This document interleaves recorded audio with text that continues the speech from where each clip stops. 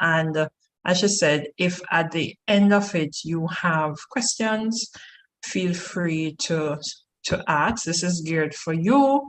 So pay attention, please.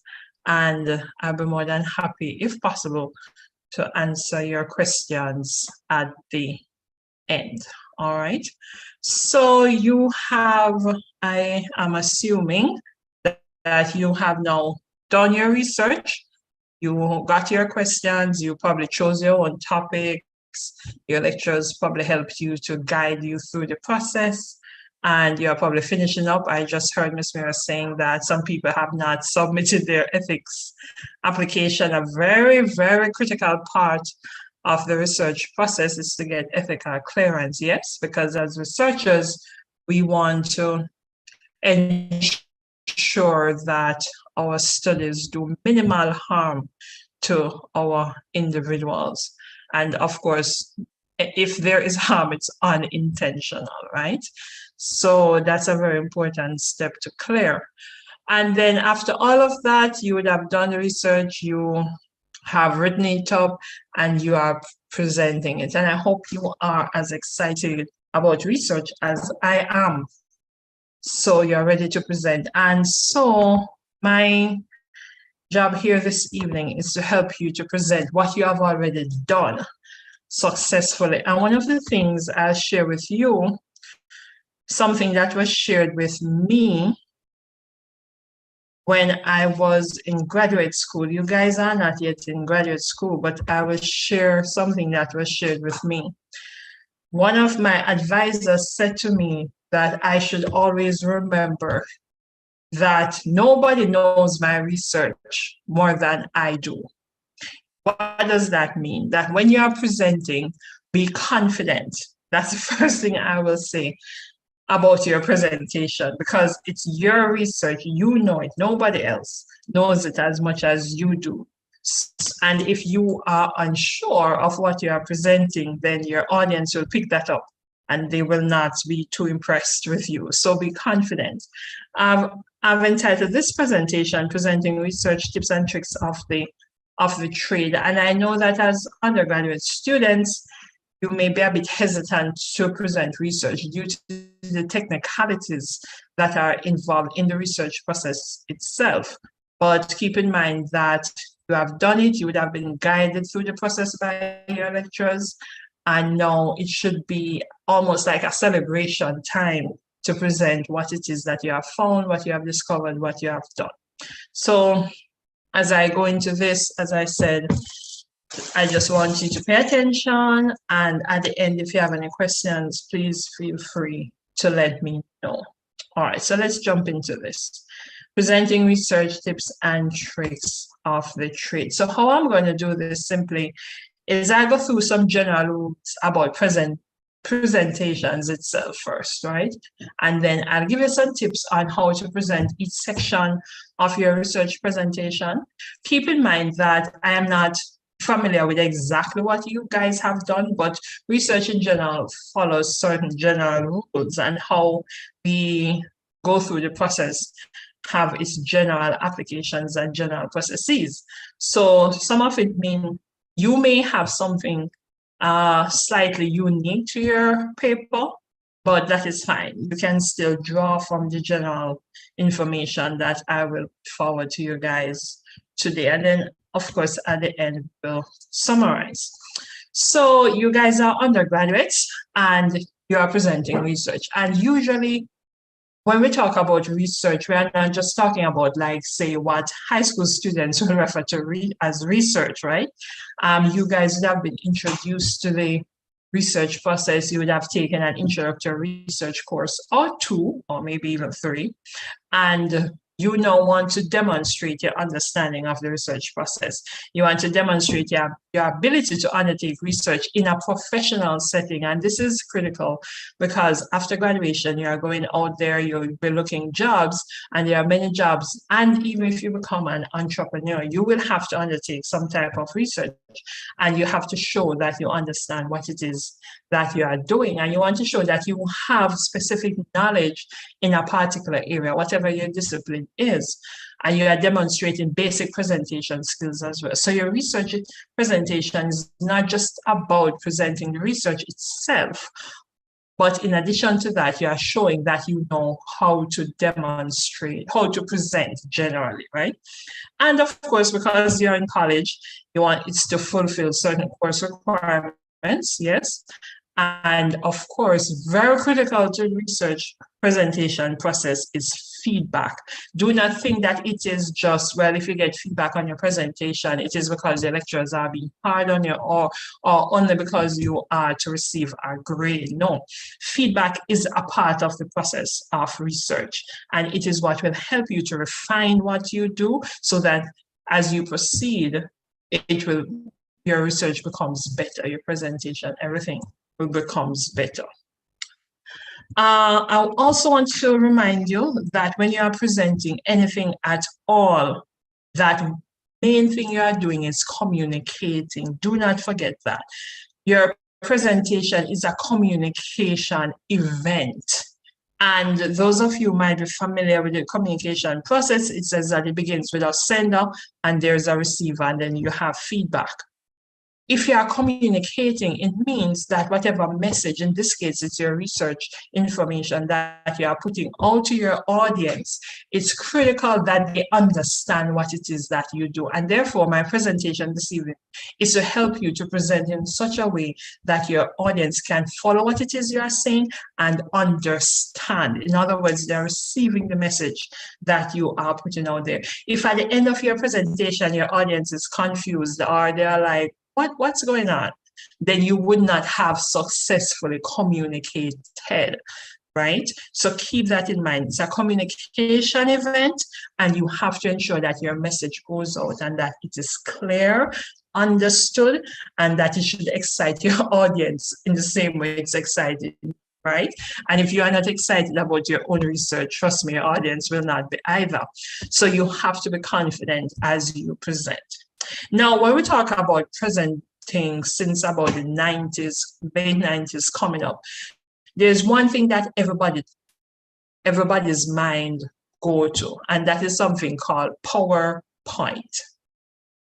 And because we now use PowerPoint, or if not PowerPoint, Microsoft PowerPoint, it's another presentation software.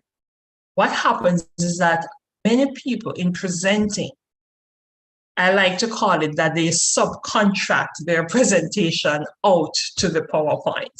So people now depend on the presentation software to do the presentation instead of you. That's the first mistake you can make. Your PowerPoint, your Prezi, whatever communication or presentation software you use is not the presenter. You are the presenter. Do not forget that. Your presentation aids are just that. They are aids. They are to help you in your presentation. So you should always dominate the floor, not your PowerPoint. And I hope that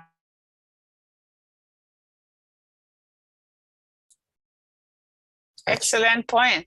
Is depending on your PowerPoint more than they are depending upon you for your presentation, then the question will arise, why are you there in the first place? You could have just submitted your PowerPoint, right? You could have just emailed everybody the PowerPoint, but you are doing your presentation. So do not subcontract the PowerPoint, your presentation, out to your slides. And I'm going to spend a little time in this presentation to help you to avoid doing that. So death by PowerPoint. Do not kill, quote unquote, your audience with your PowerPoints, right? Do not just give them PowerPoint and you're presenting in this monotonous voice and your audience falls asleep, or they are so glued to your PowerPoint that they forget that you are there. No.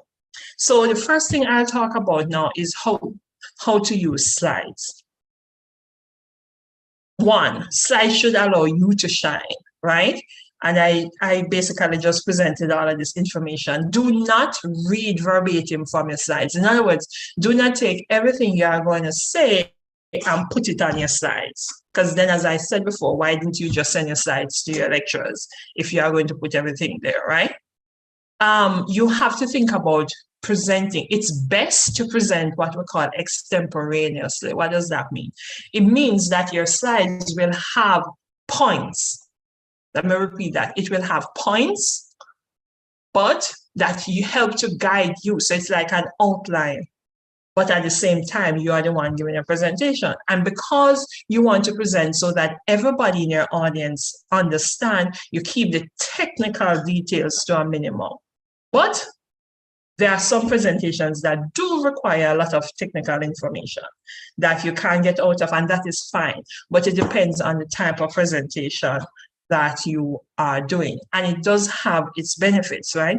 Even if you know that you are the type of person where you can't use an outline because you are going to get nervous in the presentation, you might forget things, so you have to write what we call a manuscript and you are reading word for word, your audience should not pick up that you are reading word for word, right? And everything won't be on your side, because then what that does is that your audience ends up reading the slides instead of listening to you. I hope you understand that point, and that you don't want that. So you want to ensure, I'm going to talk about this in a bit, you want to ensure that what's on your slide are just some summary points, and therefore you can present with the summary slides, but you keep the focus on person, the presenters. I know you guys are presenting in groups, so I'll be using that as a guide as well. Now, if you look at the slide that is currently on the screen, I won't ask you to tell me what is wrong with anything, but if you notice, the first thing I'll tell you is that be careful of the color contrast and the size of your fonts that you use. Remember, your slides are not for you, or not done to, they are done to help you, yes, but your audience will be seeing it. So if you look on the part where I have some yellow information there, that's what we call low contrast. What does that mean? That means that your audience will have serious problems seeing it. So the guide here is to use high contrast colors. So for example, on my side, I have a white background with black colored fonts, high contrast, right? So it's easy to pick up. But if you use something like a white background with yellow fonts, and for some reason people love to use red fonts on dark color backgrounds, get rid of it, guys. Don't do it, because the contrast is low, so it hurts the eyes of your readers, and they are like squinting to really see what it's saying. You're saying you don't want that to happen, right? You want to ensure that you increase readability. What does that mean? So that as your audience looks at the screen, they know exactly what is there. So you are going to ensure that you use at least 20-point fonts, and do not use difficult to read fonts. You know, those curly ones that only you know what they are saying. No, use the simple fonts, Calibra, Times New Roman, things like that, that people can read easily. And do not use different types of fonts all over the place, right? Consistent font usage so that it doesn't trip your audience up as you on and present. Another thing about when you are using slides, do not pack your slides with paragraphs or tons of information. Brief information, no more than about 3 or 4 points, because you don't want your slides to be busy, right? You don't want them to be busy at all. This is another example of high contrast fonts. If you look at it, you see where I have black background with white fonts. I will tell you for some reason, I'm not sure why, I love a black background. But in a professional setting, you may want to just stick to a white background, right? It's easier, people see the information easier, and it doesn't end up distracting your audience too much, right? You want to keep things simple. Summary points. By summary points, go back to talk about what I was saying about that outline. No, you shouldn't be using these full paragraphs, right? Or these long sentences, just summary points, and 3 to 4 maximum per slide. And here's an example. If you look at it on the screen that is there, if I'm explaining the purpose of my research, I can see this is one way of doing it, and this is what students will usually do. They'll write on the screen. The purpose of this research is to understand how exposure to bystander intervention affects participants.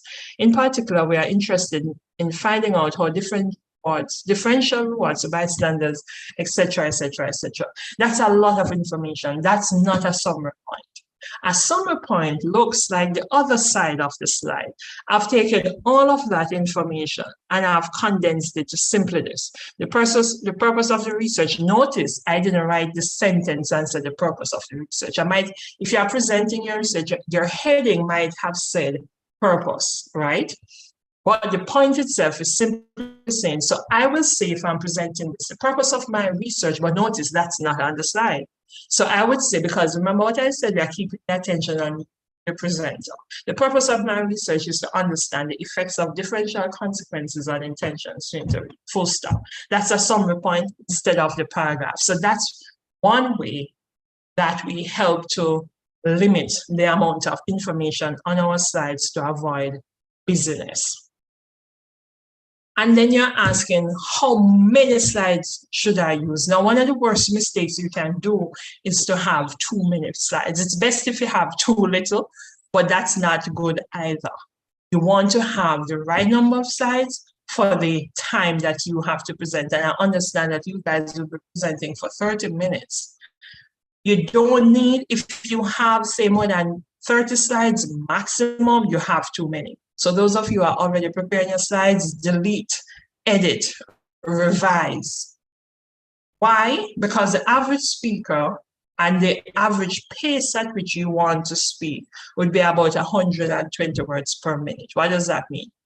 That's approximately, so you'll be presenting in 30 minutes, not 10. So that would mean you would have 120 words per 30. And if you are good at maths, then you will know immediately that would come up to a total of 3,600 words per minute, right? If you're presenting that, then you have to know how much information you need. And as I said, if you are presenting it where you are going to have 30 minutes, then you want to ensure you have no more than 30 slides. But ideally, 28 slides should be what you have. That will help you not to go over your time, and your lecturers are constantly looking at the watch and looking at you, and then you feel rushed because you realize that the time is ending. So you are going through the slides quickly, you are out of breath, you look frazzled, and then your presentation dips. Why? Because you have too much information. So use the slides to your advantage, where they help you to also keep on time. And then somebody might say, but you know, I can still have 50 slides and present in the 30 minutes. And you're absolutely correct, but this is the problem with that. When you have too many slides, you find that you are going to be rushing. So remember, we talked about that. You should remember that this is a communication event. If you have too many slides and you are rushing through at faster than the 120 words per minute, what happens is that your audience will have difficulty in following you. So you are going so fast. So for my methods, I did this and I did this and I did this, and next slide, I did this. And so what is happening? You are losing your audience because you are going too quickly. So you want to ensure that when you're on a slide, that the slide stays on the screen for at least a minute, at least, so that you can present, you can talk, you can explain. So your audience is looking at you, they are looking at your slide, and everything works well together. And then in terms of general public speaking tips now, I'll just go through this. Vary your pitch, your pace, and your tone. Pitch, how high or low your voice goes, right? Your pace, that's how quickly, your tone, whether or not you are at the monotone level where you just sound the same all the time. Observe punctuations, and this is critical because punctuations help us with our pace, and it helps the audience with understanding what it is you're saying. So a question sounds different from a statement. So I can say the boy jumped over the moon, right? That is obviously a statement. But if I said, the boy jumped over the moon, you notice the pitch level tells you that that was a question. So how you vary sound of your voice will help your audience to understand. And remember what you said, we want to communicate well. Use a conversational tone. In other words, you sound as if, you know, it's a conversation you're having. I think I'm using a conversational tone now. And that's the tone that you want to present. You don't want to sound too stiff, right? And at the same time, because it's in a professional setting, you do not want to sound as if you're talking, you are in bed presenting to a friend. You understand what I mean? You want to keep it conversational and professional at the same time. And pauses are useful because pauses help the audience to, you know, slow down their mind, to probably think about what you have just said, and they help you to clear your thoughts. Many times when people are presenting and they get confused, or maybe they mix up the slides, or they forgot what they are supposed to say, or something like that, the trick here is to simply pause. You do not have to say to your audience, oh my word, I'm not sure where I am in my presentation, right? Because then you are telling your audience that you are not being 100% professional here, or you forgot, or something like that. You can simply stop. And take your time. You don't have to say anything. Stop for 3 seconds and clear your mind and then go again. Pauses also help us for drama, kind of dramatic effect. Have you ever thought about what happens when dogs sleep at night? I just pulled that example out of my brain. But when you stop, you know, the audience, you know, almost goes to the edge of their seat and they're wondering what happened. But you are pausing, so it allows that kind of interaction. And because it's a professional presentation, I want to avoid slangs, heavy jargons that only you and your lecturers will understand, and acronyms. And the rule with acronym use is that if you have an acronym, the first time you use it, you should say the entire thing, what exactly does the acronym mean, and then after that, if you definitely have to use an acronym. And sometimes there are some presentations that we use that are just so long that we want to use acronyms because there are certain phrases that will, like names of things that will just take too long to say, and we don't want to keep repeating it, so we use acronyms. But remember, if you do, and if you definitely have to, and if you do, you want to ensure that you tell your audience what it means up front, and maybe as you go along in the presentation, you can also do that. And I don't have it on the screen, but remember things like eye contact is important. And especially in a virtual environment, if we are presenting virtually, the variation in our tone and our voice is so important because people just fall asleep, right? And we want to keep that in mind. So let's look at how do you present the content of your presentation now. This is where you have, you know, different sections of your paper, your research, and I'm going to talk now about exactly what it is, or some suggestions, I should say, on how to present these different aspects of your research. And if you look on the screen, these are generally how we divide research presentations, again, depending on your particular instructions, because this is in a classroom setting. You may have variations, but this is generally how we segment research. Now, because you have 30 minutes, one of the main decisions that you have to make is, where do I put the emphasis? What do I prioritize? How do I divide the 30 minutes among these 5 sections? What do I do? How do I, to ensure that I'm not given, say, I present the first sections in 20 minutes and then I have to rush through the last sections in 10 minutes. Or maybe I present the first 3 sections in 5 minutes, but I don't have enough information to present for the next. And so a 30-minute presentation become a 15-minute presentation. And that is not acceptable, right? While it is good to present on time, the time that you are given is the guide. So if you are given 30 minutes, you are not supposed to take 15 minutes because that would be too short. At the same time, you are not supposed to take 40 minutes because that would be too long. So if it's 30 minutes, you should be finishing in the region of between preferably 25 minutes to 30 minutes. Ideally, 28 minutes. Right? Everyone will love you if you do that. So it shows that you are being conscious of the time that you were given. And even though we do live in a country where for many people time doesn't exist, professionally, we have to stick to the time that we are given. Always. There's no excuse not to do so.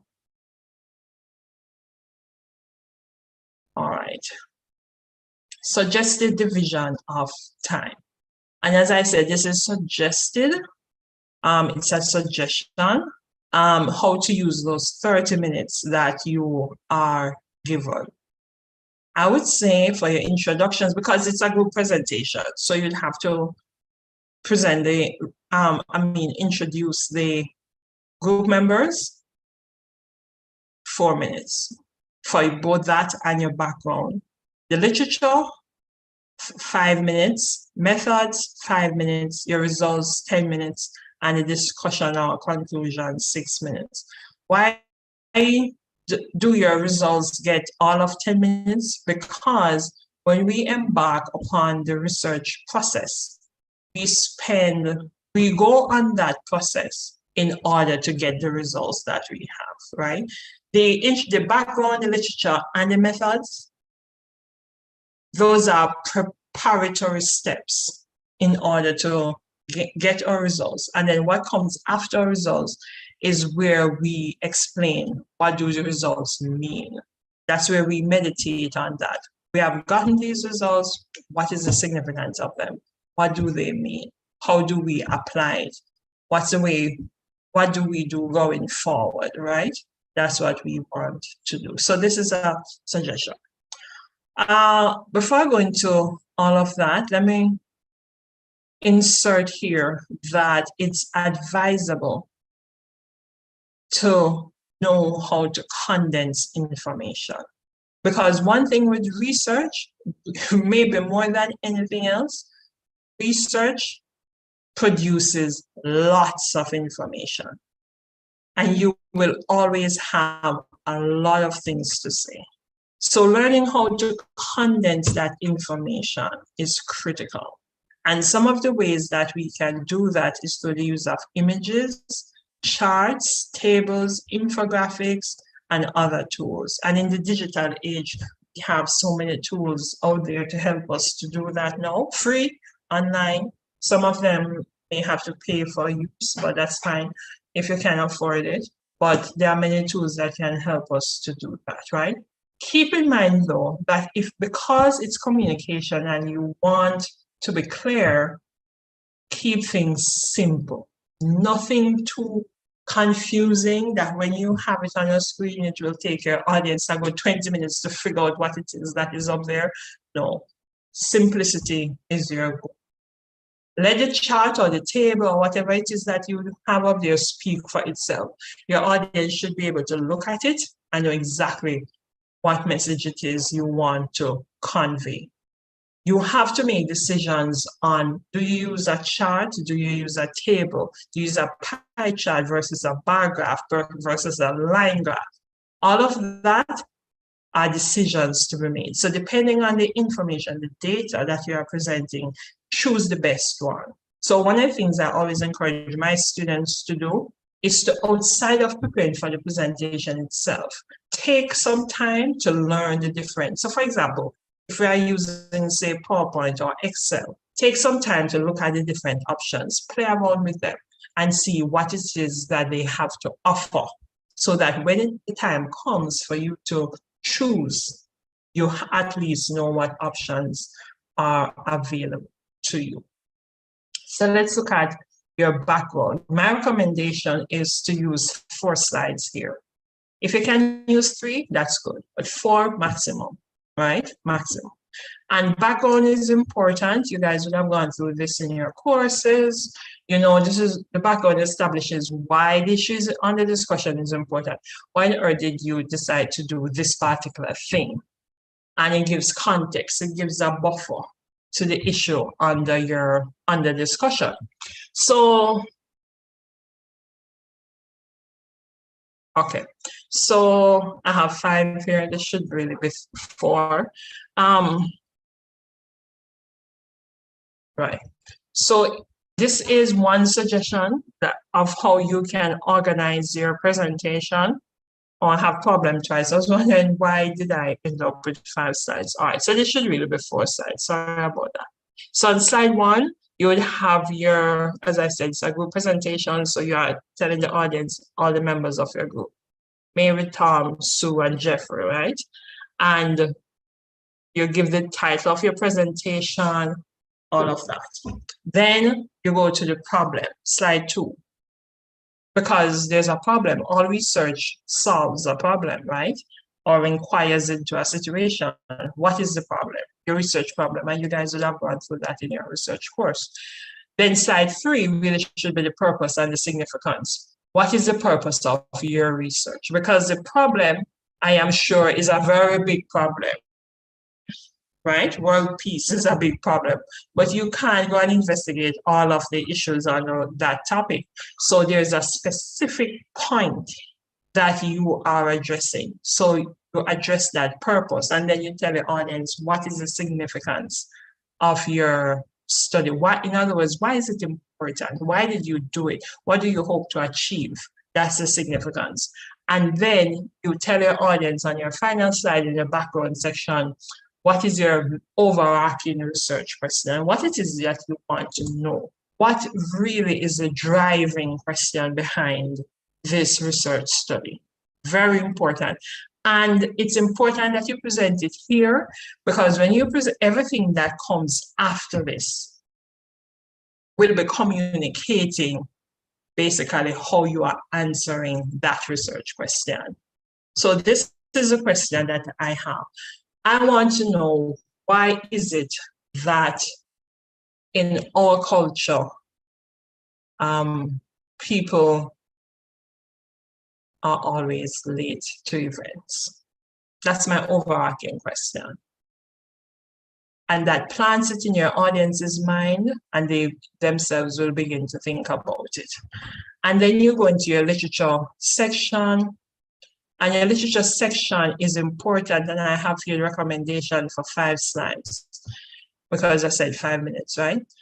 Why is this important? Your literature section contextualizes a study based on previous work. Do not forget that.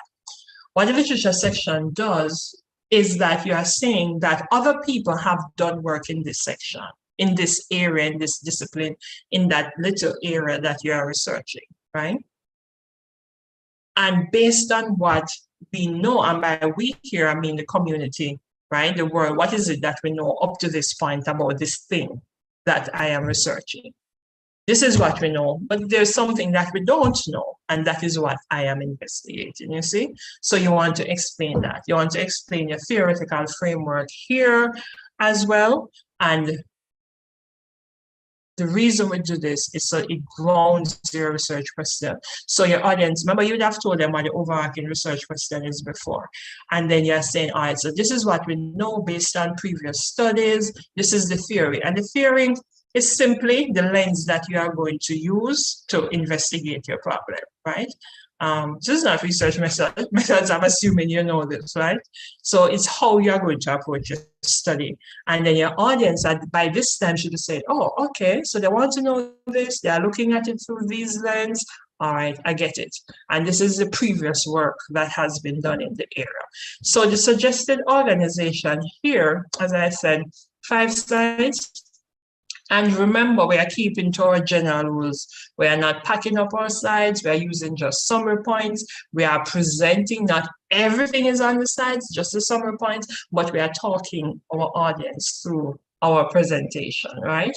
And slide 1, context. And context here is, for example, if you are giving statistics about the prevalence of a problem.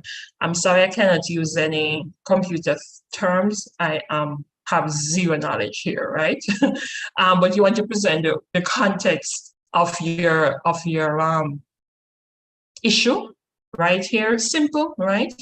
So for example, one of the things I study is intimate partner violence, what people call domestic violence, but intimate partner violence. So if I were presenting things here, I also study, well, that within the area of communications. So I'm looking at how we can use communication and media to address some of those problems in intimate relationships. So here, depending on what I'm investigating, I might present for my context the prevalence of intimate partner violence in Jamaica, right?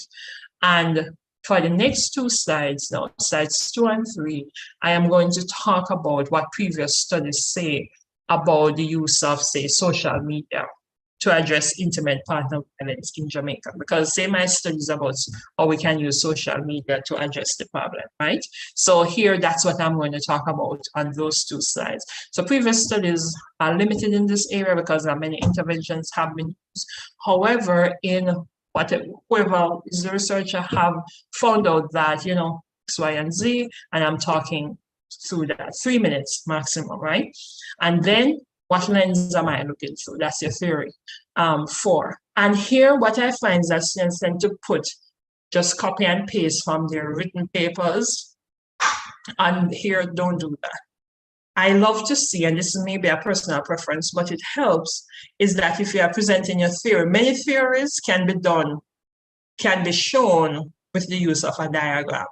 Use a diagram. And you don't have to put the explanation beside the diagram. No, use the diagram and then you explain what it is there before. Remember, it's one slide. And if you say one slide per minute, it means that you only have 1 minute to explain it, right? And then you have another slide with your research questions. Now, these are the actual questions stemming from the bigger question that you asked in your introduction, your background, and then you have now broken it down into the different questions that you are going to research, or hypotheses, right? Depending on what type of study you are doing. Could be research questions or hypotheses here, and then you are proceeding. I hope you guys are still with me and you are not gone off or logged off yet. I'll be wrapping up in 20 minutes. All right, so the next section, of course, is your methods, and methods are super important. I don't know about you guys, but sometimes I have a hard time explaining to my students how important the methods are. Your methods, and the suggestion here is that you use 5 slides, because we said 5 minutes, right, to present this. Your methods are crucial to your research paper. And later on, if you guys go to graduate school, you will learn some more details about why. And in your methods, you're basically describing what did you do to answer your research questions? What was your process? And it details the steps you took to gather your data. And keep in mind that your methods determine the validity or the usefulness of your study.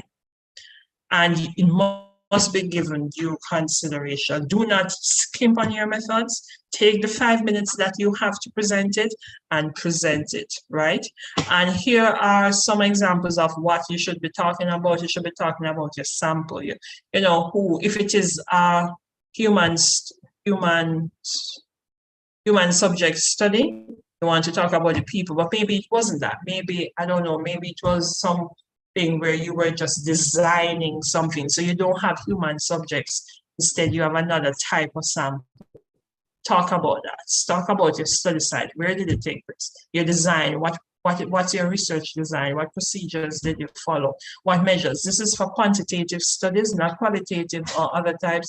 In other words, what were the different variables that you used to answer your research question? What issues did you investigate, right? And your data collection, I think we understand that, and then your analysis procedure. So we have all of that. And as I said, this section will vary depending on your research design, right? So as I said, some studies may have participants, some may not, depending on the particular study that you carried out. So while it will vary, the general rules will remain the same.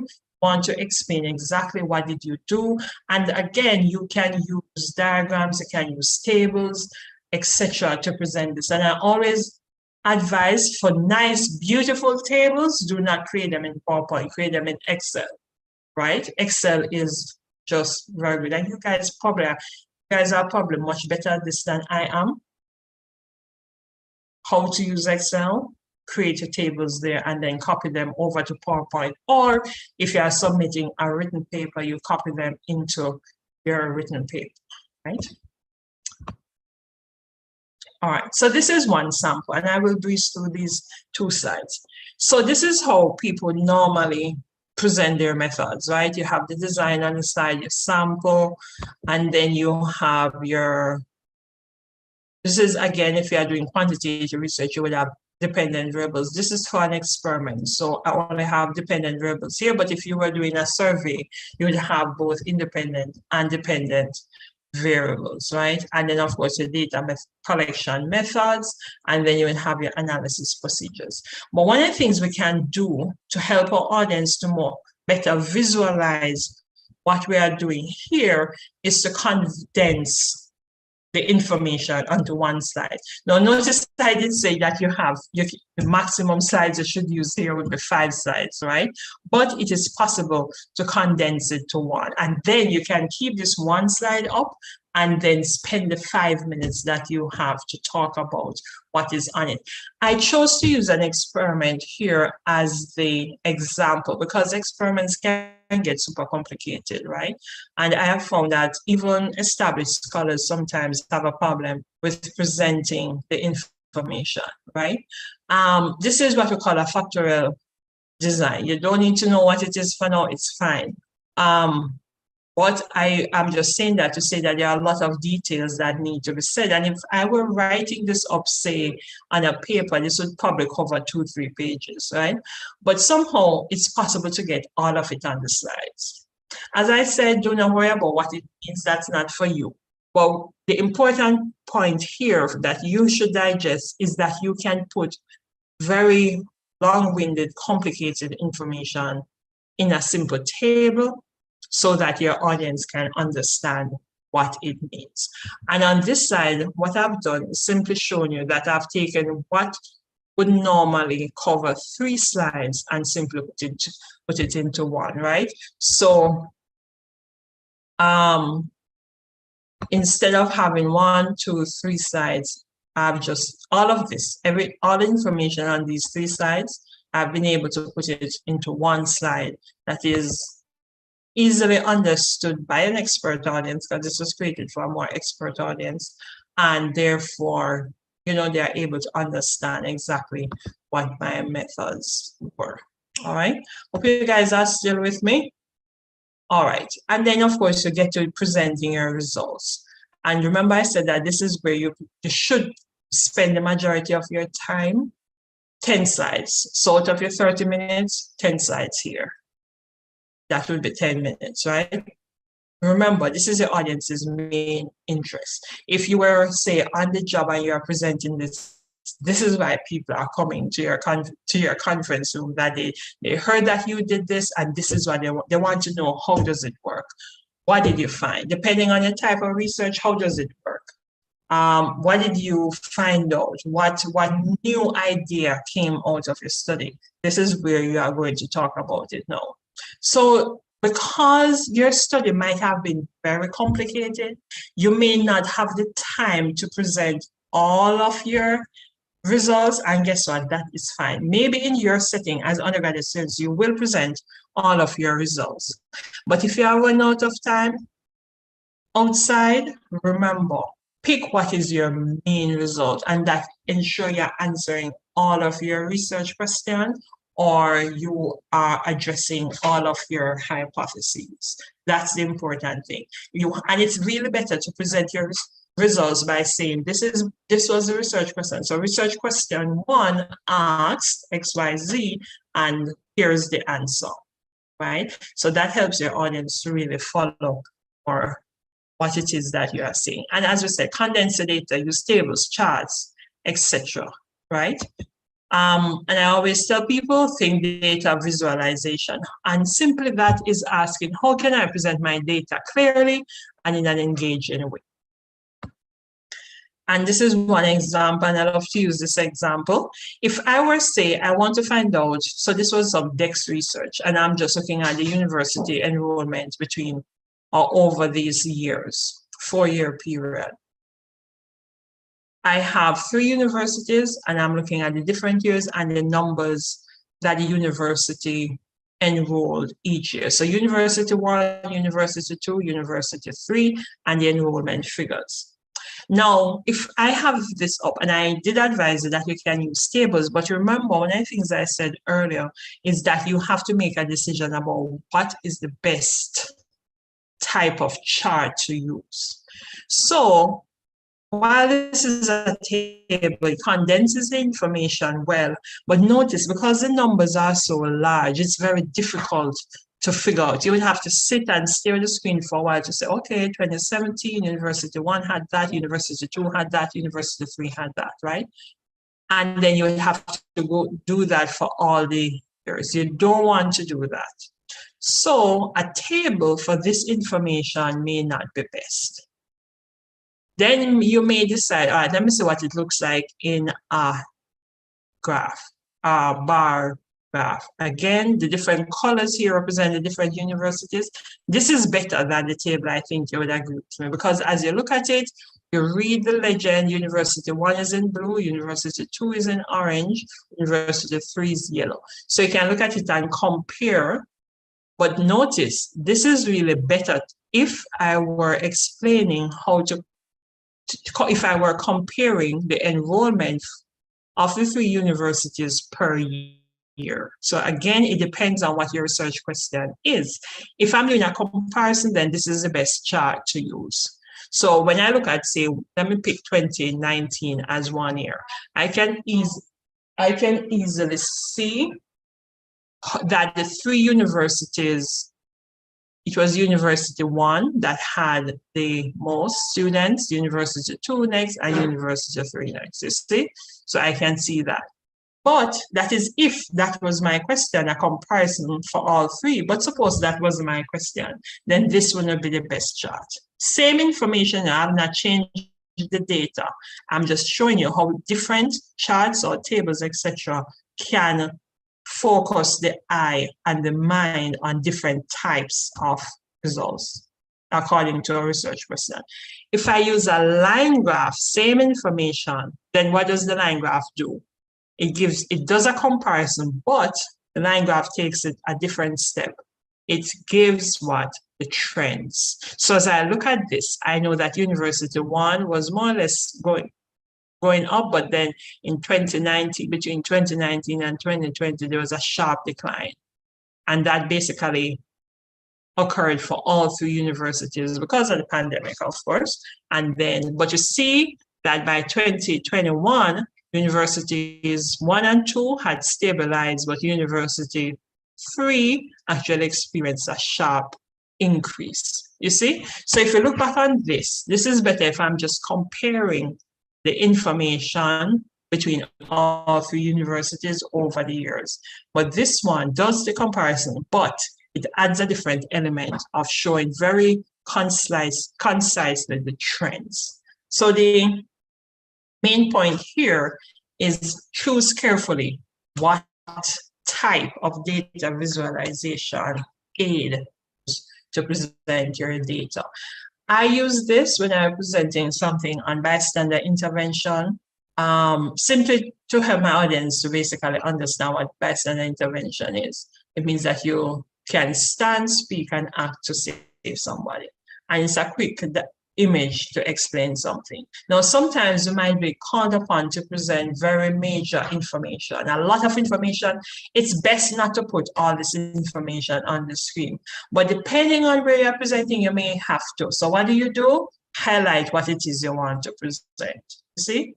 So while it is not advisable that you have all of that information on the screen because it gives the audience too much work, if you have to, then you highlight what it is you want to focus on, and then you can ignore the rest, right? If it's a qualitative study, then tables, this is where we have the themes and the quotations, always useful. And remember, if it's qualitative or if it is a type of design type of research, diagrams, pictures, images, etc., can all be your friend. Right? And this is some infographics that can be used as well. I think you guys should know what an infographic is, where you're simply explaining quite clearly and in a concise way, especially if you're doing a poster presentation outside of your major project presentation. Infographics are always useful. You can use lists as well, because lists help you to condense the data. So these are a number of sites that I visited to collect data, right? Or you can use a chart like this one, where this is health information sources among teenagers. So in this, I'm looking at where do teenagers get information about health from? And I said family, religious, communities, school, internet, and then I'm showing the different subgroups. So you see, condensing information. And then you get to the last section. And this is discussion. Sometimes you may be asked to do a discussion separate from a conclusion. Depends on what you are doing. You can put it in one or you divide it depending on your instruction. Because remember, it's a classroom setting. You may have a particular set of instructions that you have to follow. 6 slides, because this is also a very important aspect of your paper. In this section, what you are doing, you are explaining your results. What you did all of this, you found out all this information. What does it? What are the implications, right? So do not repeat all of your results, but say what you learned. The so what question. What does it contribute? What can your audience take away, right? And every study has limitations. Right? No study is 100% perfect, so you state those, but you don't end with the limitation. End with the major lesson that you have learned from your study. And let your audience know that you are ending, so you can simply say, my final point will be X, right? Because remember, it's communication. You want to take your audience along with you. So guess what? I'm going to do just that. I'm going to let you know that I'm signaling the end of my presentation.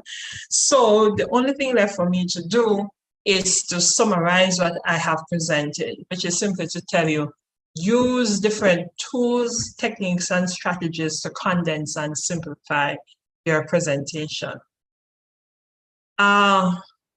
Use whatever techniques and tools that are available to you to help your audience to visualize your data and your information, whether it be a chart, whether it be a table, etc. And as I said before, choose which ones tell your story better.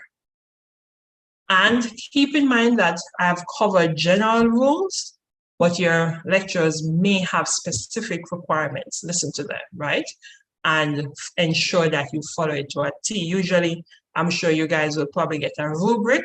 Go through your rubric and ensure that you have covered all of the requirements that are expected of you. And my final point will simply be this: nothing beats practice. Do not wait until the night before you are presenting. If you can finish a few days before and your group gets together and you practice and you video it. Now we can video so easily with a phone or a computer.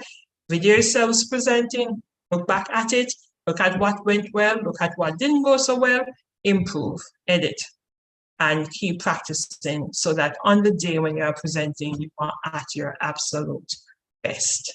Thank you guys so very much. And as I said, I am open to questions. Excellent presentation. One student privately messaged me. Let me see if I can, let me quote it. The message was, "Good day, will we be getting access to this masterpiece?" I think translation is, I think you're muted. I think the translation is the person wants, yes. I think the person wants a slideshow, but it's up to you whether you give the slideshow. But sorry, did you guys hear what I said at the beginning? Take notes, because at the end of it, even if Dr. Cameron decides to give you a copy of that, what's actually more important is that you took notes. Sorry, back to research. Research shows that people who take notes learn more than people who have anything, than make copies or whatever. And I actually told you at the beginning to take notes. But guess what? If you didn't take notes, you can go back and watch a YouTube video, even if she gives you the slideshow. But anyway, let me let her answer that question. Yeah, no problem. I'd be more than happy to share. But again, if my presentation was successful, it means the YouTube channel would be would serve your purposes better than my slides, because I'm talking over the presentation. I said more than what's on my slide. So go to the YouTube and watch it. Right. So for example, when she went through those, I really like, for example, the three different university things and why she even explained why they were effective. I thought that was excellent. If you just look at the slides, you wouldn't kind of get what that was about. So back to, I agree with her on that. I had a question before we started and you addressed it there at the end. So I tend to, when somebody came to me some years ago and was asking me, how could they present better? I said, I think it's only three things for presentations: preparation, practice, and feedback. So how much time would you suggest that these students, if they're serious, spend on practice? All right, that is so easy to answer. I'll tell you what I do, and I so just to let the students know that I'm not just saying this for saying its sake, but that is something I practice. If I'm creating a presentation, and usually I will create a presentation over a few days. I don't try to do it in one day. If I create, say, 5 slides today and I know what I want to say on these 5 slides, then I pause at the end of the day and I practice those 5 slides. Then tomorrow I might create 3, then I pause and I practice those 3 slides. And after I've practiced those 3 slides, then I practice the 5 the previous day plus the 3, and I see if it goes well. And this goes on. And then at the end of it, I will go through everything and I'll practice again. And I will say, that didn't sound right. This doesn't make sense. That doesn't flow well. What am I leaving out? What did I forget? Etc. And then after all of that notice, I'm critiquing myself. Then I go, after I fix those issues, then I practice again. So what I'm saying to you guys, students here, is I'm not going to tell you to practice 2-3 times, as many times as is possible, especially when you are presenting in a group. Everybody needs to know exactly what the other person is going to say, because what I experience as a lecturer, this is what happens. And Ms. Miro, you can tell me if it happens to you. I will have students and they present and they say 4 students in the group. And then on the day, for some reason, a particular student cannot be there. They have taken ill, or the electricity went, they have no internet, whatever is the problem. So there's a section of the presentation that the other students have no clue what is going on, because you heard that, is Tom did that part, so we don't know. That section, is that person's section. Right. And as if it wasn't even part of the project. And I couldn't understand how they stumbled over it, but they literally say they don't know that section. I said, but it's one project. Exactly. It is one project. What does that mean? Everybody needs to know the entire presentation as if you are the one who did all of it. So you just keep practicing. And at the end, if you don't have time, because I know you guys, students, and I know you're waiting until the last minute, ensure you go through it at least twice. No less. Once is not good enough. Right. At least twice. Then I would recommend, in addition to that, now you practice in front of your supervisor, or if your supervisor doesn't make him or herself available, you find some other adult who's not in your group to listen to your presentation.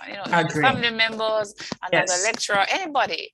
You practice to get feedback. Yeah. And let them know that, listen, I'm not asking you to sit in on my presentation for you to massage my ego and tell me how great it was. That's not the reason why I have you here. I want genuine feedback. Tell me if I'm giving enough eye contact. Tell me if I'm talking too fast. Tell me if I'm not talking fast enough. Tell me if it's a presentation is confusing. Things like that. Tell them that you want the truth because you want to grow and be better, right? Tell them they are not there to massage your ego. Everything was great when they know it wasn't, right? Good. All right. Excellent. Before I forget, I just want to say, since you had mentioned about elements, so I actually like that you gave suggested times. It wouldn't be my exact suggested times, but they could work. But about 2/3 of our projects have a development, as in a software prototype. So those projects would have 5 whole minutes on the prototype, just to remember Which everybody makes who's here. sense. Right. So, and it wouldn't be 2 minutes, guys. Just remember, Mr. White next week is going to actually talk to you about the prototype and the presentation prototype. Probably on Wednesday, he and I were just talking about it. Go back to this. So don't forget, in your plan, you're going to plan to talk for 5 minutes on your prototype. It's a part of the plan, but it's graded. And I actually do have the as I had promised, the Viva guide rubric to share with you today. But that's really what you need to. So along that line, for people who are doing research on your projects, they would have more time to focus on the results, the literature, and the discussion. Right. The people who have a development are going to have less time for those. You need to make the adjustment, and that's why you have a supervisor, for the supervisor to say, to look at the side maybe before you start, when you practice all of that.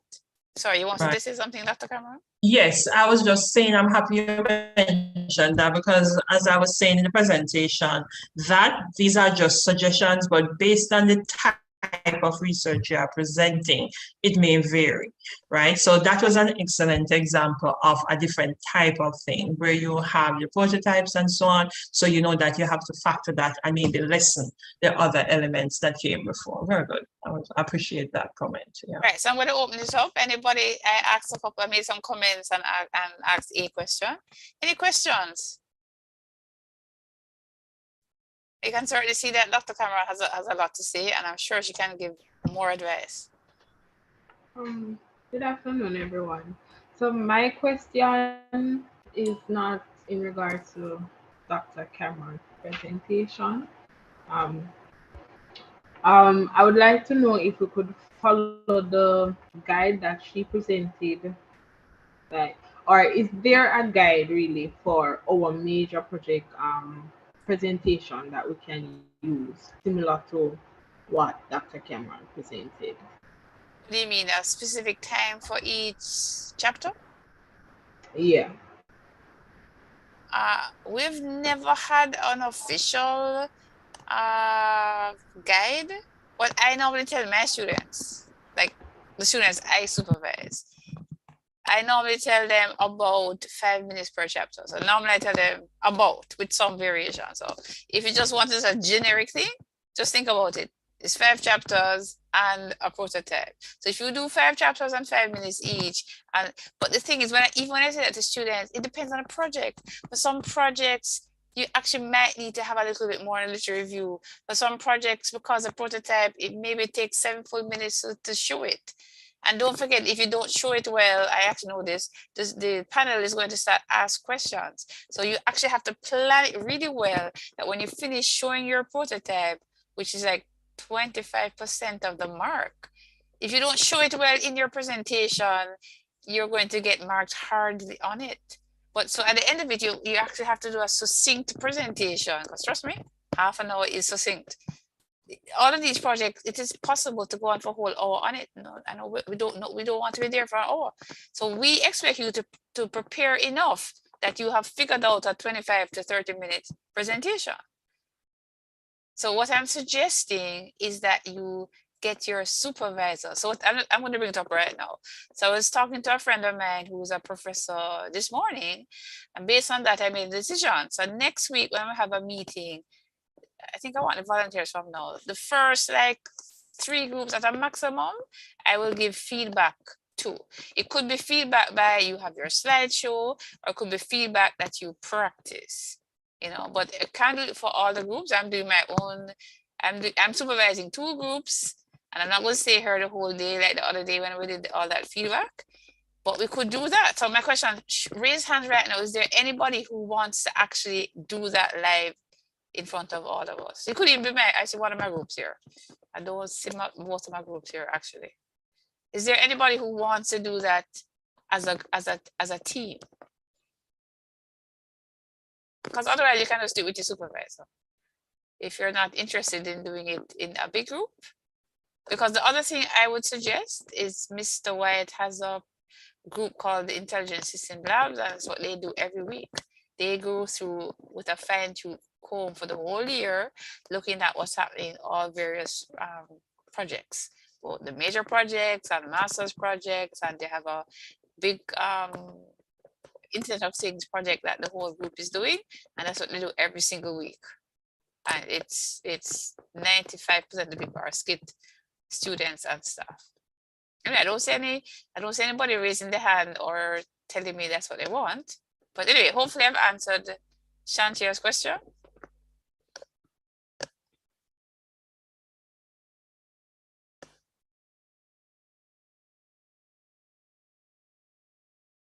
Shantia? Anyway, she hasn't responded, so I guess she might be okay. Any other question? Two questions. Firstly, how important is body language in presenting these types of research and in the presentations overall?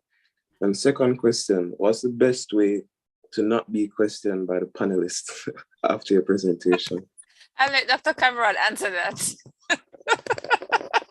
I don't know. Well, I'll answer your second question first. You want the panelists to question you. Suppose if you do a research presentation and your audience, in this case, your panel, has no question, that is not good for you, Ralph. That is not good. You want them to ask more about your research, because Ms. Muir just said it when she was talking about something else. A half an hour presentation is a condensed presentation. If you were to present your entire research in everything, it would probably take a good 2 hours. So if you have presented just 30 minutes of it, it means there are questions that must come up because you were not able to talk about everything. And so you should see your questions as your panel being engaged in your presentation, right? And therefore you should look forward to them. I don't know why you would want to avoid it. And because it's in a classroom setting and you are being graded, you want to get that grade. Because when you show your expertise in your presentation, you will get a higher grade, Ralph. And for your first question, body language, I think you know the answer to this one. Extremely important. I said at the beginning that if you are not excited about your presentation, your audience will not be either. So I spoke about like your eye contact, gestures. I didn't talk about gestures and so on, what you do with your hands and all of that, but they're important. And as we said, it's a professional setting. So you want to ensure, you're not groping yourselves. You are not necessarily always touching parts of your face or of your body. You want to just look like, as I said before, you're confident, you're presenting, you know what you're talking about, etc. And and that confidence will translate. It will translate. You don't want to look too nervous, like you're not sure, you are not familiar with the presentation. So practice helps to deal with that, because we know from research in public speaking that the more you have practiced and the more you have rehearsed your presentation, then the more confident you will be. And that will translate through your body language and your voice. And therefore, it come across just better. Right, I would agree. The only caveat I would give to that is a lot of us we're not requiring that the students go on camera. So there's a translation here where basically it's your tone. So we all know when somebody is bored. We all know. So if you are just going, nah, nah, nah, and that's how it sounds, like really boring, you sound bored. It doesn't matter if we are getting paid as panelists, we get completely bored. And like I've been in presentations where I have to be reminding myself, my God, somebody's paying me to listen to these students, and I'm trying to listen. It's that bad, guys. You have to wake yourself up, even if you're not like super excited, and like be interested for the half an hour you're there in your own presentation. Even if you're not excited, at least be interested. Because, like interested is like low excited. But I'm just personally tired. I actually know it's within all of you to find it in you to figure out how to present in a non-boring way. you know, maybe you're not going to be I'm not going to be Martin Luther King Jr. or Gandhi or, you know, people who, you know, like are the world speakers of the world. But yes, you can spend 10 minutes making a presentation and not be boring everybody to tears. Now on Ralph's second point, Ralph, I think you really mean how you deal with tough questions. And how you deal with tough questions is to try to figure out how to deal with them in your presentation. But you actually, I agree with Dr. Cameron, what you want is people say, wow, what an interesting topic. Could you tell me more about the recommendation you just said? That'd be cool. You know, like you want them to say that kind of thing. Or, you know, something in literature review was that, and I'd like to hear more about that point. The concern every student have, including myself, because I remember the hardest presentation I made ever. I went to Ministry of Health, and the people asked me some questions. One of them was so hard, I actually said, it wasn't matter right now. But it was a matter of trying to figure out how, in the middle of this, in front of 200 people, how to respond to these hard questions. And it's really about A, being confident, B, thinking on your feet, and knowing your topic. If you know your topic, you can always respond. That's what I did. I responded based on knowing the topic. And even on one topic, I said, I knew that nobody knew the answer to that. And I actually said out loud, if anybody knows how to do that research or knows the answer right now, go ahead and do it and win your Nobel Prize. And I actually referred to what the Minister of Health actually said right before that responded, that was related to the question being asked. So I tied in what the Minister of Health said into the question and I answered. And when I got Angela, I'm telling me that it was a good presentation, I was happy because I respect him. On a side note, he's a colleague at UTech. Yeah, but the truth is, Ralph, it's all about really being super prepared and answering the tough questions in your presentation. I would love, Janelle Anderson is our second speaker. Oh, we have a question here, and I would love her to also respond to that question about the questions. But let's go ahead. Let me let I don't know what your name is. Thank you, Paul. Thank you. Go ahead. Good afternoon, Professor. Celine is asking if it is allowed for the presentation to be recorded in terms of the questions, the required questions from the panelists. Will it be allowed to record the questions or even record the presentation and then answer the required questions? What I said last, that's two questions. So what I said last time, and I'm still going to repeat, is that the group is allowed to record in advance and present. Now, since Shalene has a physical disability, perhaps we need to maybe meet and figure out what is going to be the case in her case. I've taught her in a class before, so I'm not sure what we're going to do in her case. But as far as the questions goes of the panelists, I would think that the panelists can write the questions in the chat, and then the answers could be given through that way. Is what I would, just off the top of my head, that's what I would be thinking. Yeah, I just need to remember that since she has a disability, we need to make sure that we accommodate. Is that a fair answer? Ms. Mr. Mayor, Clark, go ahead. Yeah, and I was just gonna say to you that I've called Celine before. The interpreter is there, so it shouldn't be an issue in terms of responding back to Celine. Okay. With the interpreter. Okay, all right. Is that Mr. Interpreter? Did you get my answer? Oh, yes, Professor. No, she had asked the question in the chat. So she asked me to relay the question to you. So I was just responding. I gave her your response. Thank you. Great, no problem. All right, I was going to open the floor to Miss Anderson. She's going to make a short presentation. Before her presentation, just to let you know, she's a skit student, guys, and she already did major project last year. And because the major project that she did was presented at the Ministry of Health conference, and she won Best Oral Student Presenter. That's why I'm inviting her to speak. But that last question that Ralph Taylor just asked, I was thinking that she might have a point of view, maybe. Jenny, you have any comments about that? about hard questions? Yes, Professor. So when we did, my teammates and I, when we did our presentation, we were very nervous about the question and answer session, because as human beings, we don't like to be put on the spot, right? And when you get an unexpected question, it's like you lose your mind for a couple seconds, right? And so my advice would be, always expect tough questions, go through your research, and anticipate certain questions that the panelists may ask you. So you can go through with your teammates, write down particular questions that you think that they may ask.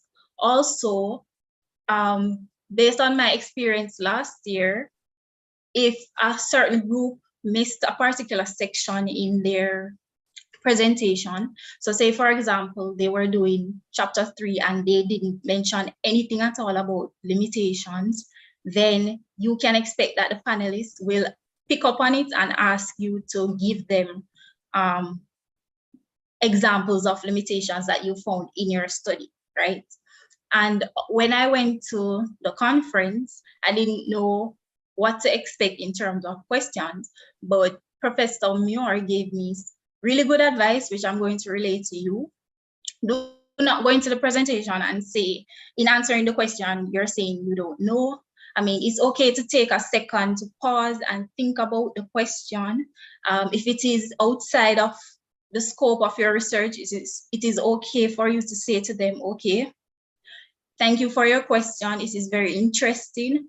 However, we would have to conduct further study in order to answer it. It's okay to say that if you really and truly do not know how to answer the question and it is outside of the scope of your research.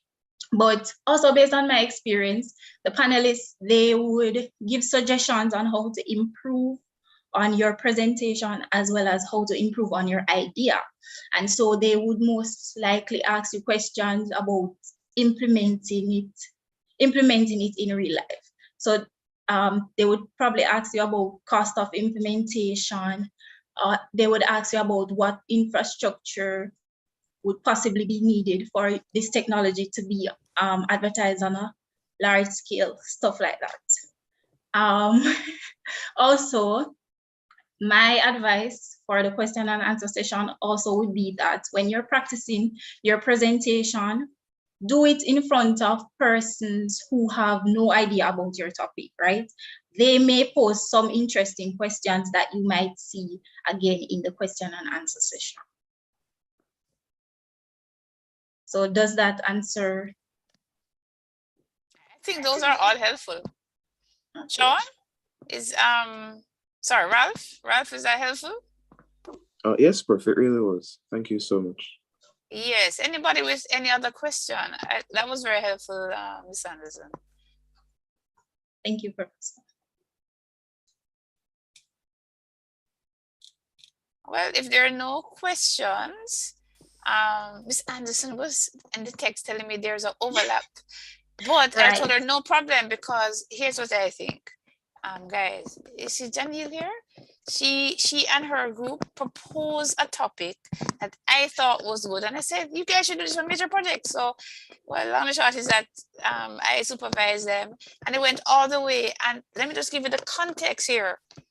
What they presented, the panelists in skit were not wow to death, and yet Miss Anderson got best.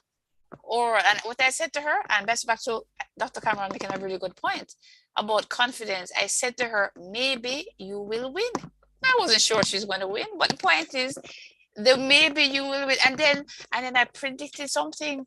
She started listening to the presentation, because Janelle is responsible student. So she started listening to the presentations, and I said, what, were you impressed? She said, yes. I said, well, don't forget, some of those people are professors for 30 years. So she listened to these 30-year professor presenting, and they sounded super impressive. And I said, you're a undergraduate student. So you see, they were actually all the other students. I think she might have been the only undergraduate student, I'm not sure, but most of those students are graduate students and PhD students. Yeah, so at the end of it, she practiced And when I listen to her practice, I can see why she did so well, because she practiced a lot. Anyway, so I'm going to invite her to make a presentation. So please, please listen carefully and take notes. Go ahead, Ms. Anderson.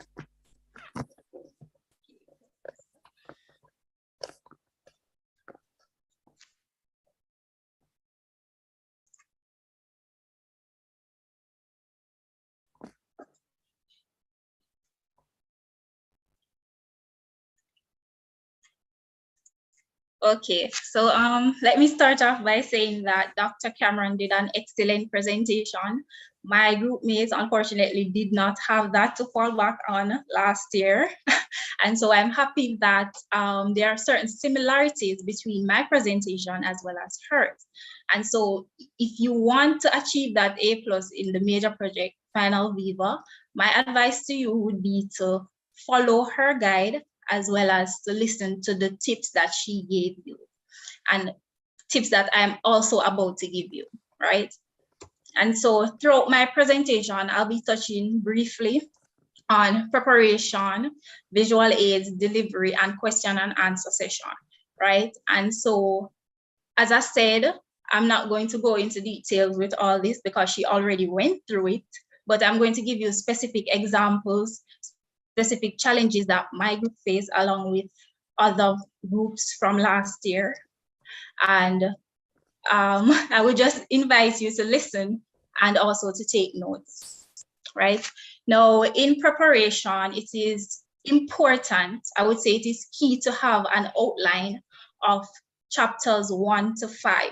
I'm not talking about the slideshow as yet, but have a draft of what you're going to be putting into each chapter in your presentation, right? Now, on the screen, you can see specific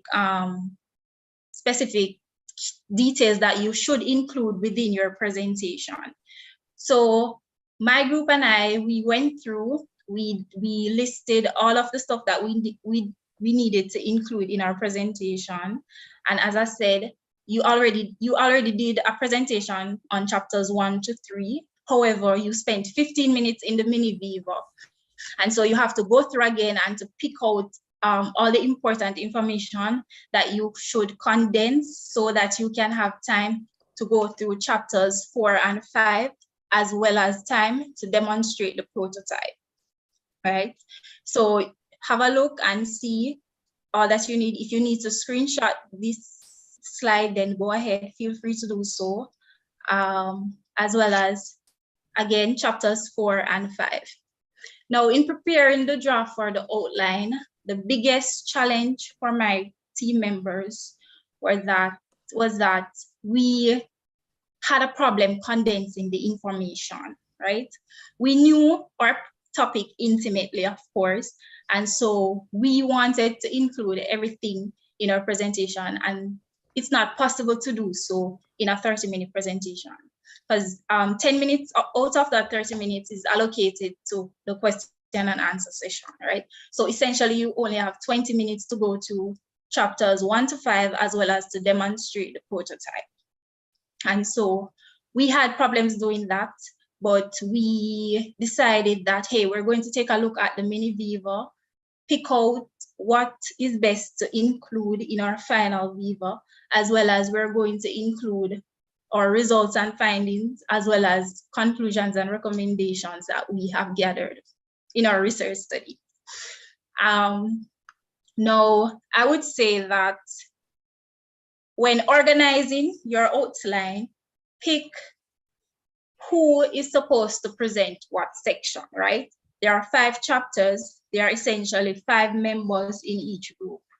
Now, we all have certain strengths and weaknesses, right?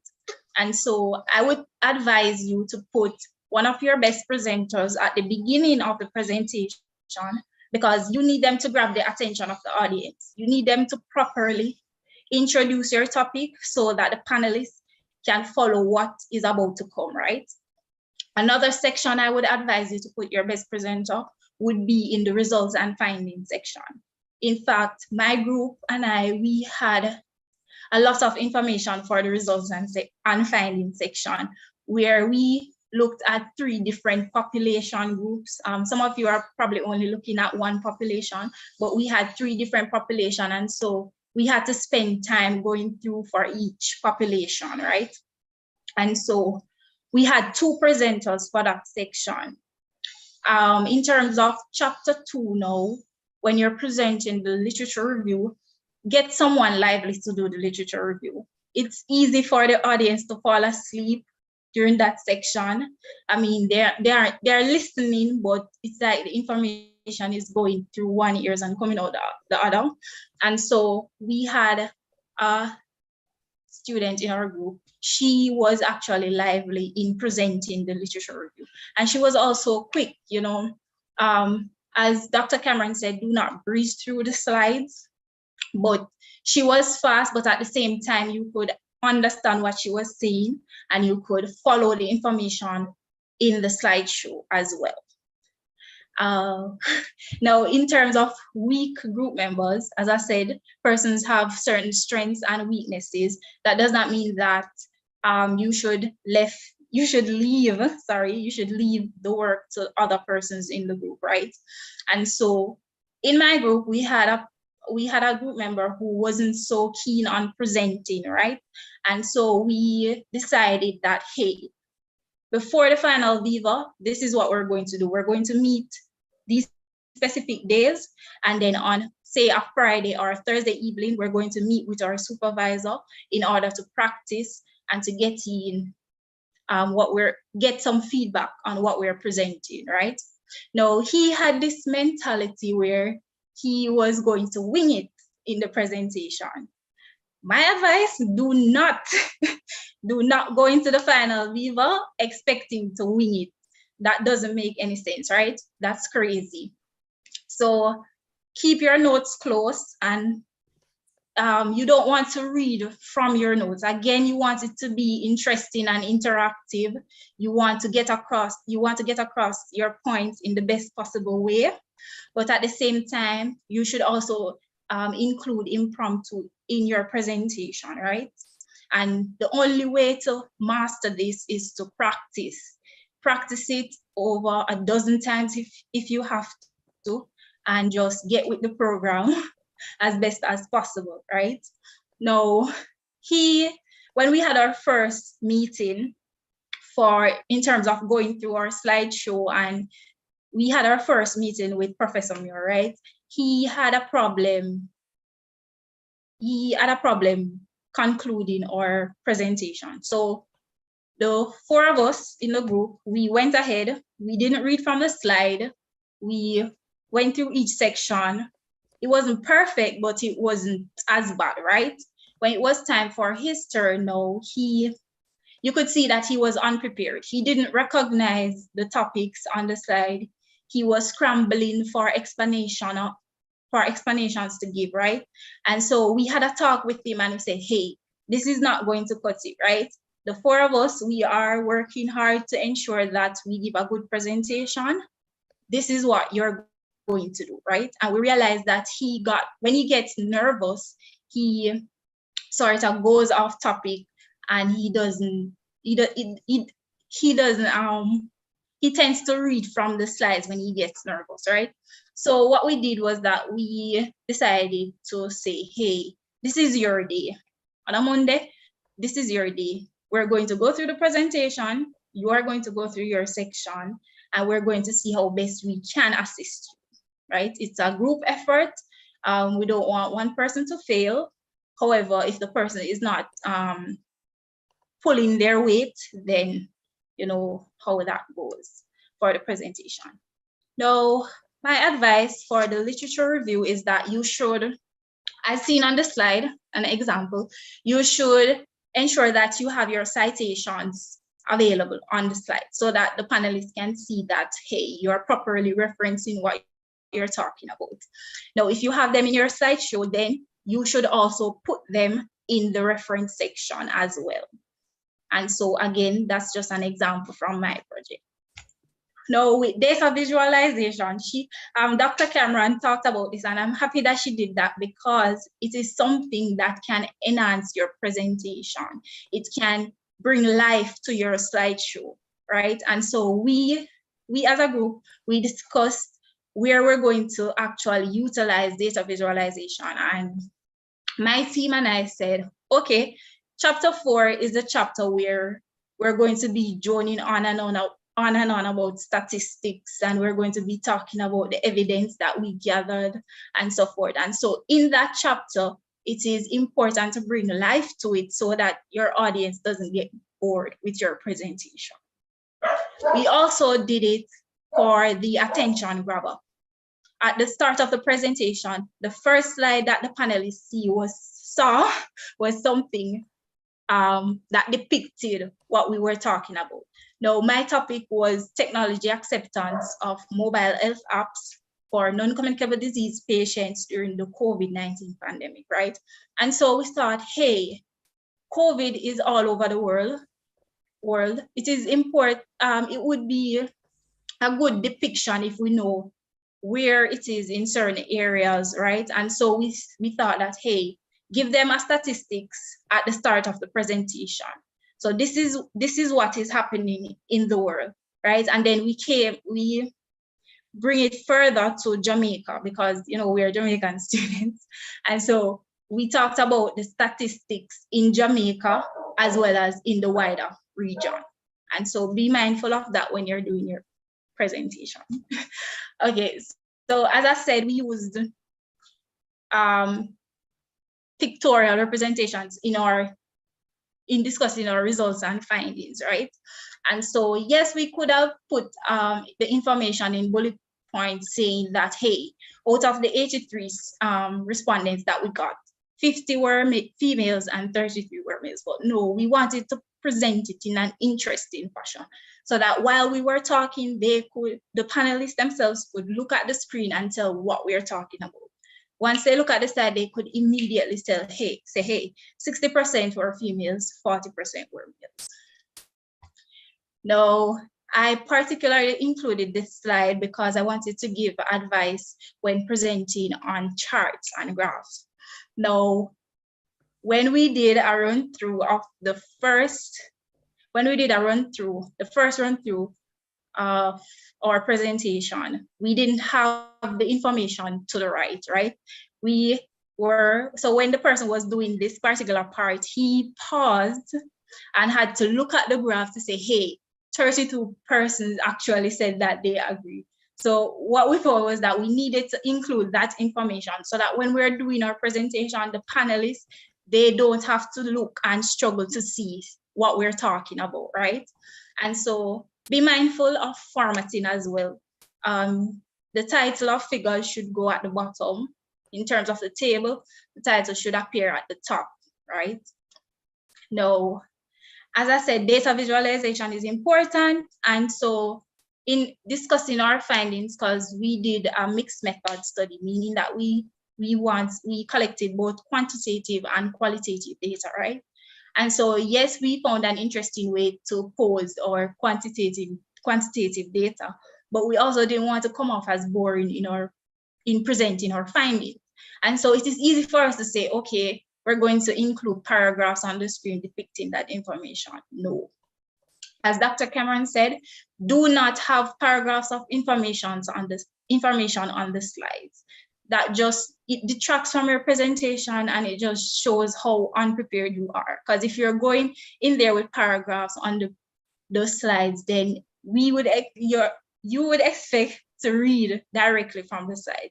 So in order to avoid that, use bullet points or find an interesting way to get it across. So while the person was talking about findings, then the panelists could actually view and see that, hey, this is what that particular person said in the interview.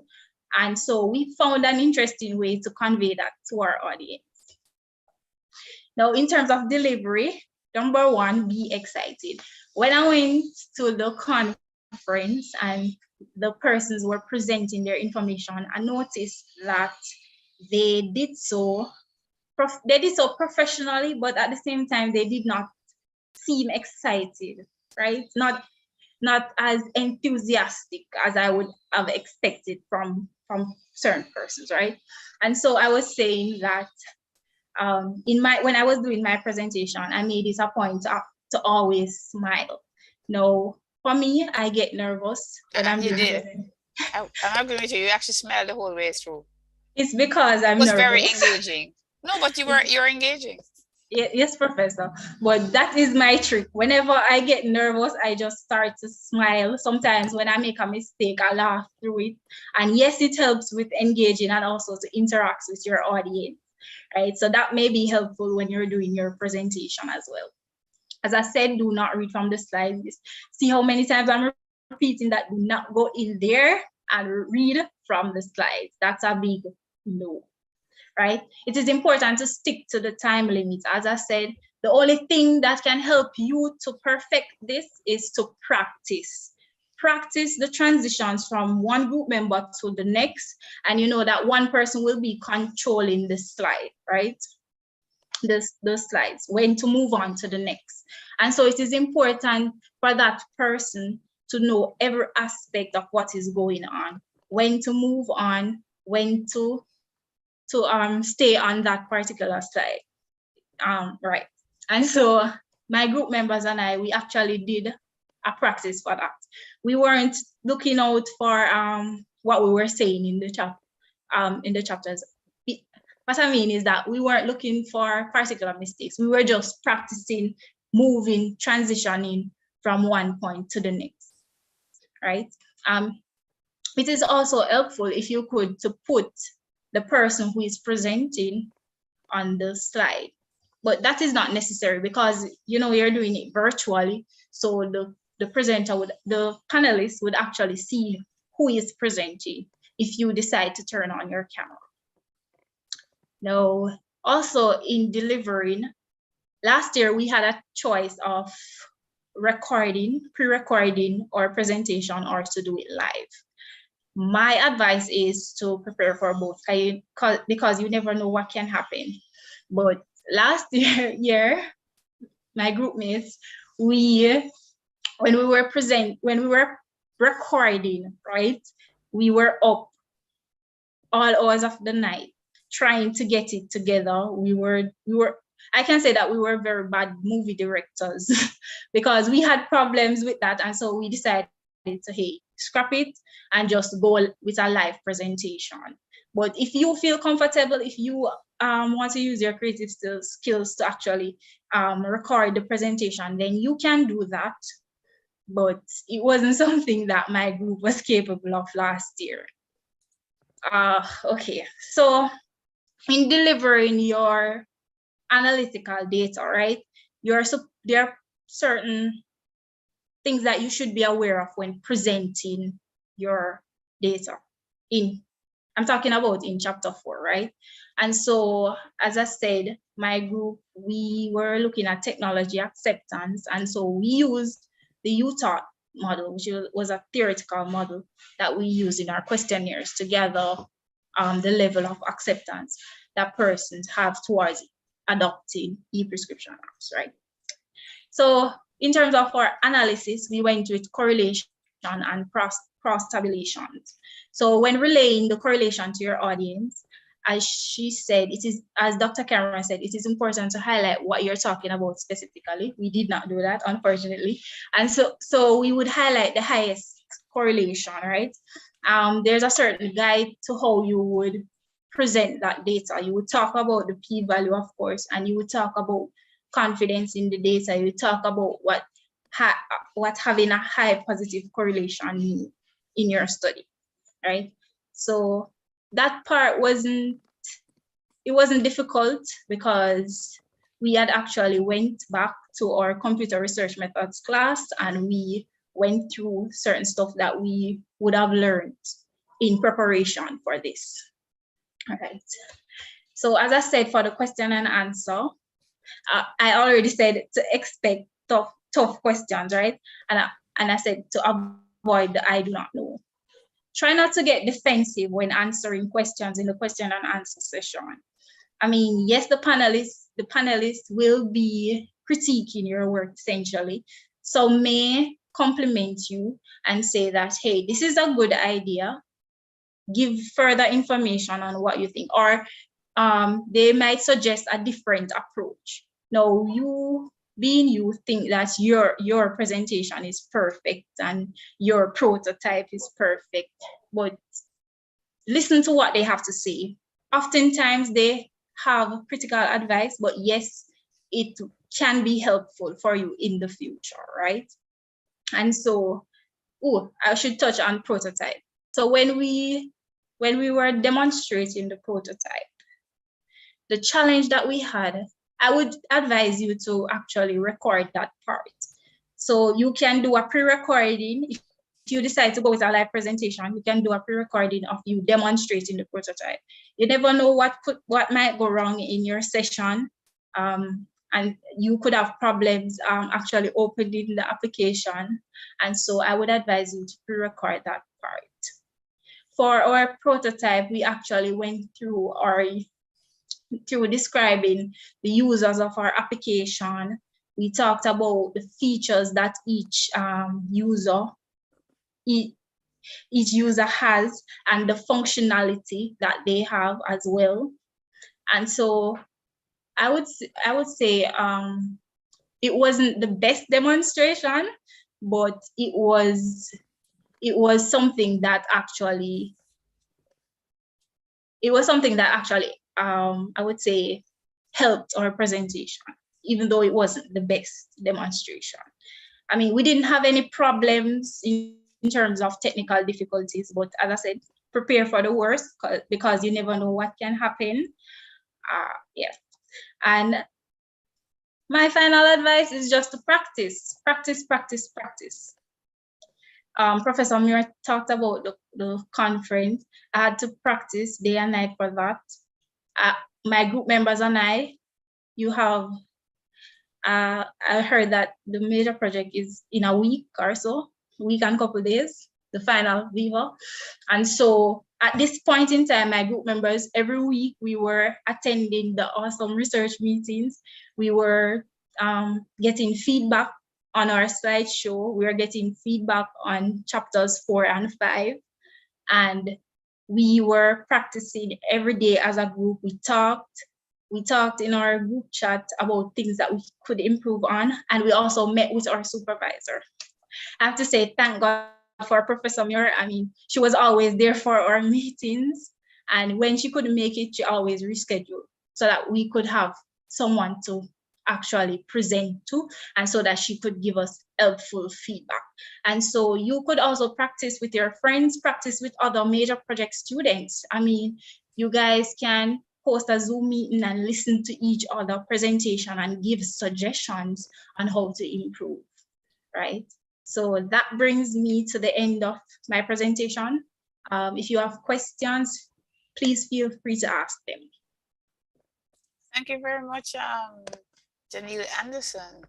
Dr. Cameron just left and she said, well done, Janelle. Excellent. Thank you, guys. I have to go. Good luck on your presentations. Right.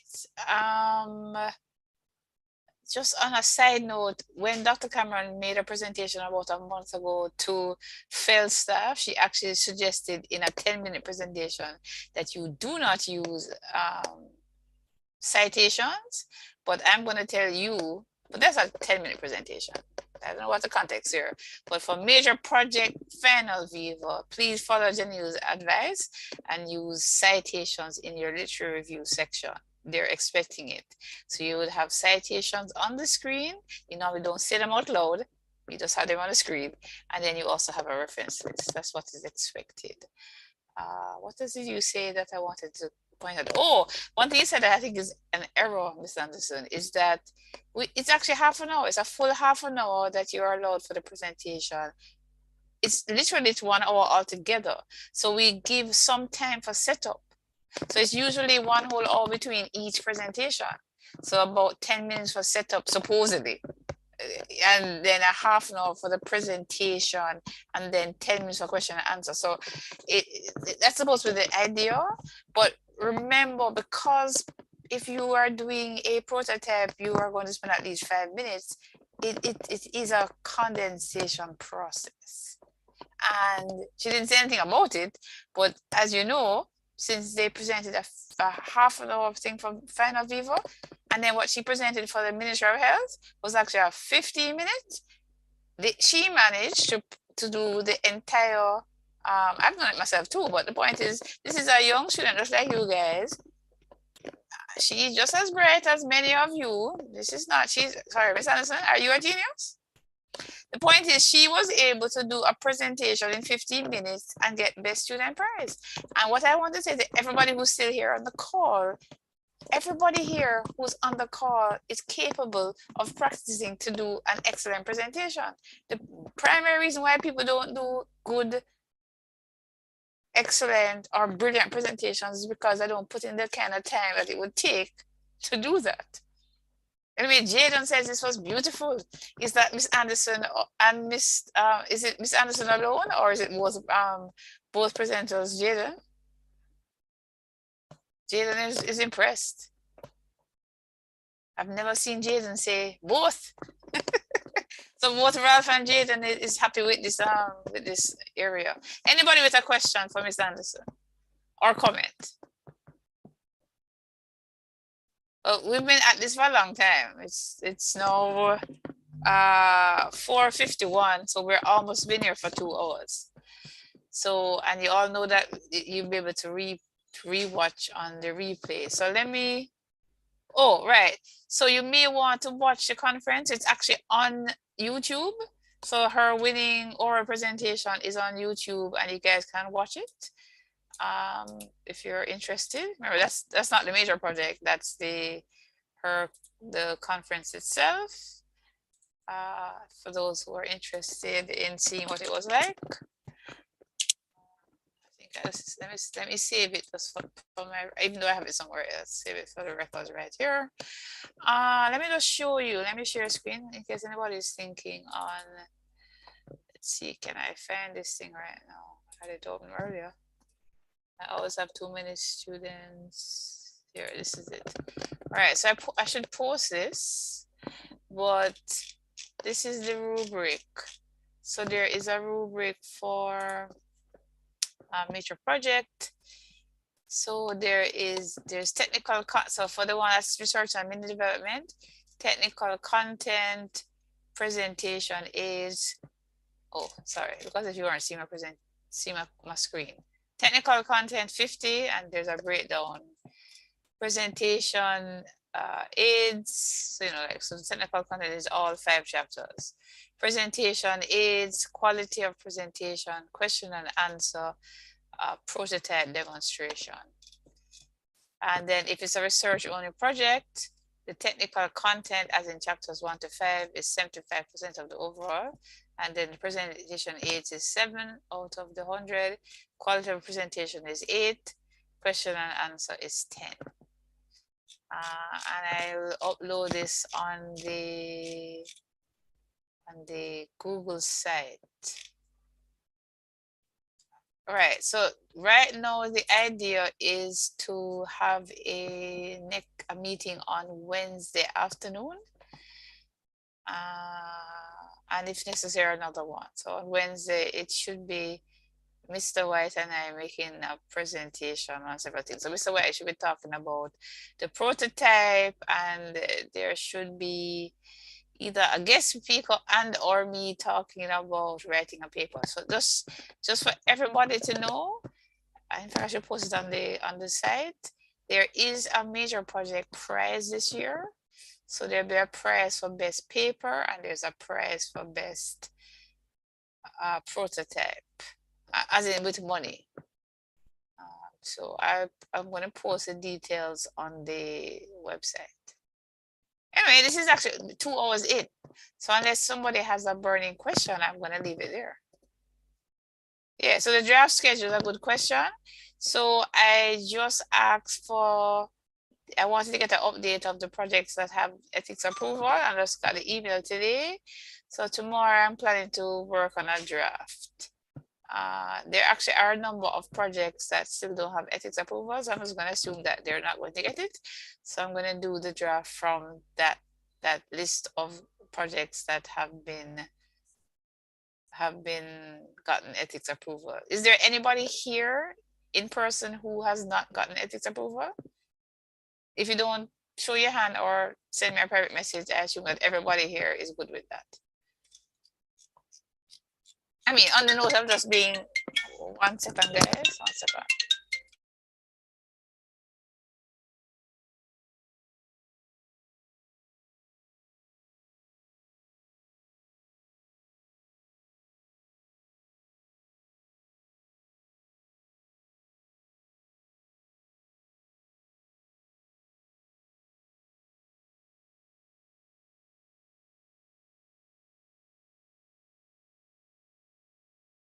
Okay, I see, sorry, I was just on the phone, I came back off. I see somebody telling me maybe they might want to stay on red afterwards, because any group, that's a whole issue by itself. So I am willing, so